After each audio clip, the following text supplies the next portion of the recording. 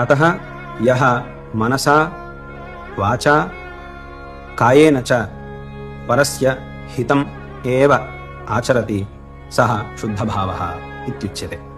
गुरवः सर्वदापि सर्वेषां जनानां हिताय भगवतीं शारदाम्बां भगवन्तं चन्द्रमौळीश्वरं च पूजयन्ति।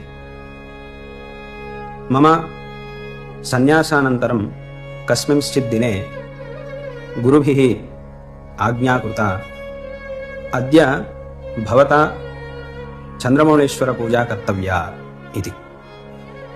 तदानीम् अहं तान् अप्राक्षं, पूजाकाले कः सङ्कल्पः कर्तव्यः इति।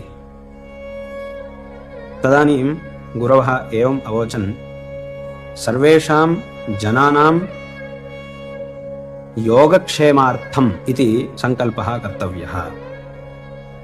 ततः अन्यत् अस्माकम् अपेक्षितं किमपि नास्ति।